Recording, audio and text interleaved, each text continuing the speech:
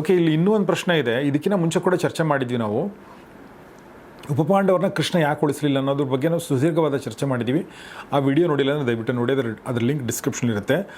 ಅದೇ ಥರದ ಪ್ರಶ್ನೆ ಇನ್ನೊಂದು ಪಾಸ್ವರ್ಡ್ TV ಅನ್ನೋ ಅಂಥವ್ರು ಪ್ರಶ್ನೆ ಕೇಳಿದ್ದಾರೆ. ಪರೀಕ್ಷಿತನನ್ನು ಉಳಿಸಿದ ಕೃಷ್ಣ ಉಪಪಾಂಡವರನ್ನು ಯಾಕೆ ಉಳಿಸಲಿಲ್ಲ ಅನ್ನೋದು.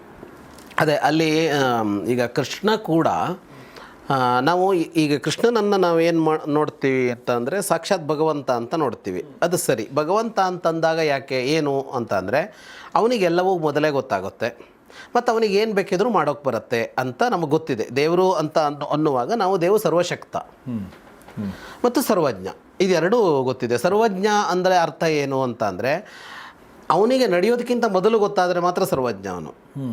ಎಲ್ಲವೂ ಆಮೇಲೆ ಗೊತ್ತಾಗೋದ್ರಲ್ಲ. ಹಾಗಾಗಿ ಮುಂದೇನಾಗತ್ತೆ ಅನ್ನೋದು ಅವನಿಗೆ ಗೊತ್ತಿದೆ ಮತ್ತು ಏನಾಗತ್ತೋ ಅದನ್ನು ತಡೆಯುವ ಬದಲಿಸುವ ಶಕ್ತಿ ಇದೆ ಅನ್ನೋದು ಕಾರಣಕ್ಕಾಗಿ ದೇವರು ಅಂತ ಕರಿತೀವಿ. ಅವತಾರ ಅಂತ ಬಂದಾಗ ಅವನು ಅವತಾರವಾಗಿದ್ದಾಗ ಎರಡು ಅಂಶ ಇದೆ ಸರ್.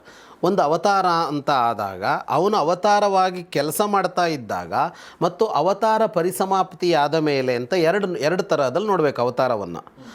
ಅವತಾರ ಪರಿಸಮಾಪ್ತಿಯಾದ ಮೇಲೆ ಅವನು ಸಾಕ್ಷಾತ್ ದೇವರೇ, ವ್ಯತ್ಯಾಸ ಇರೋಲ್ಲ. ಆದರೆ ಅವತಾರದ ಕಾರ್ಯ ನಡೀತಾ ಇರುವಾಗ ಅವನು ಆ ಸರ್ವಜ್ಞತ್ವ ಸರ್ವ ಶಕ್ತಿಮತ್ವ ಅನ್ನೋದನ್ನೆಲ್ಲ ಇಟ್ಕೊಂಡ್ಬಂದಿರೋಲ್ಲ. ಅವನು ಕಡಿಮೆ ಮಾಡ್ಕೊಂಡಿರ್ತಾನೆ, ಅದನ್ನು ಸಂಕಲ್ಪಪೂರ್ವಕವಾಗಿ ಅದನ್ನು ಕಡಿಮೆ ಮಾಡ್ಕೊಂಡಿರ್ತಾನೆ. ಆಗ ಅವನನ್ನು ನಾವು ಎರಡರ ಮಧ್ಯದಲ್ಲಿ ನೋಡಬೇಕು. ಅವನು ಆ ಕಾಲಘಟ್ಟದ ಅತ್ಯಂತ ಶ್ರೇಷ್ಠ, ಅದು ಮೌಲ್ಯದಲ್ಲಿರಲಿ, ನಡವಳಿಕೆಯಲ್ಲಿರಲಿ, ಶಕ್ತಿ ಸಾಮರ್ಥ್ಯಗಳಲ್ಲಿರಲಿ, ಎಲ್ಲರಿಗಿಂತ ಶ್ರೇಷ್ಠ ಅಂತ ಒಂದು. ಎರಡನೆಯದ್ದು, ಅವನಿಗೆಲ್ಲ ಗೊತ್ತಾಗೋಲ್ಲ. ಅವನು ನಮ್ಮಂತೆಯೇ ಯೋಚಿಸಿಯೇ ಗೊತ್ತು ಮಾಡ್ಕೋತಾನೆ. ಆ ಬುದ್ಧಿಮತ್ತೆ ಅವನದ್ದು ಹೆಚ್ಚಿದೆ ಅಂತಲೇ ತಗೊಳ್ಬೇಕಾಗತ್ತೆ. ಈಗ ಹಾಗಲ್ಲ. ಈಗ ಕೃಷ್ಣನನ್ನೋ ರಾಮನನ್ನೋ ದೇವರು ಅಂತ ನೋಡ್ತೀವಲ್ಲ ನಾವು, ಈಗ ಅವನಿಗೆ ಗೊತ್ತಾಗುತ್ತೆ. ಈಗ ನಾವು ಬದುಕ್ತಾ ಇರುವ ಕಾಲದಲ್ಲಿ ಅವನು ದೇವರು ಅಂದರೆ ಅವನಿಗೆ ಶ್ರೀಮನ್ನಾರಾಯಣನಾಗಿಯೇ ಅವನನ್ನು ಉಪಾಸನೆ ನಾವು ಮಾಡೋದು.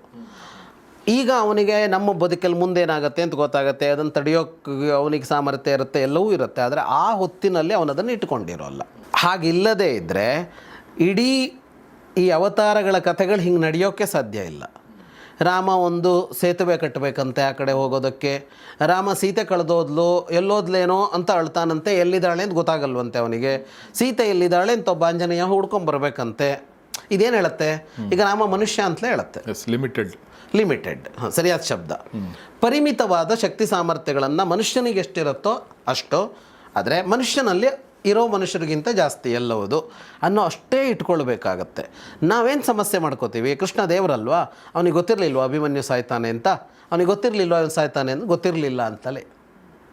ಉಪಪಾಂಡವರು ಸಾಯ್ತಾರೆ ಅನ್ನೋದು ಗೊತ್ತಾಗಿಲ್ಲ, ಪರೀಕ್ಷಿತ ಸಾಯ್ತಾನೆ ಅನ್ನೋದು ಕಣ್ಣೆದ್ರಿಗೆ ನಡೀತಾ ಇದೆ. ಅಂದರೆ ಅಭಿಮನ್ಯು ಅಶ್ವತ್ಥಾಮ, ನೀನು ಇದನ್ನು ಹಿಂತೆಗೆದುಕೊಳ್ಳೋಕ್ಕಾಗೋಲ್ಲ ಅಂತ ಅಶ್ವತ್ಥಾಮ ಹೇಳಿದ್ದಾನೆ. ನಾವು ಘಟನೆ ನೋಡಿದ್ವಿ. ನಾವು ಹಿಂತಗೋಬೇಕು ಬ್ರಹ್ಮಶರ ಅಸ್ತ್ರವನ್ನು ಅಂದರೆ ಆಗೋಲ್ಲ, ನಿಷ್ಪಾಂಡವ ಪೃಥ್ವಿ ಅಂತ ಹೇಳಿದ್ದೀನಿ, ಸಂಕಲ್ಪವನ್ನು ಬದಲಿಸ್ತೀನಿ. ಈಗ ಅದೇ ಸಂಕಲ್ಪ ಇರುತ್ತೆ, ಗರ್ಭದ ಮೇಲೆ ಪ್ರಯೋಗ ಮಾಡ್ತೀನಿ ಅಂತ ಅವನು ಹೇಳಿದ್ದಾನೆ ಅಶ್ವತ್ಥಾಮ. ಅದು ಅವನ ಅನಿವಾರ್ಯತೆ.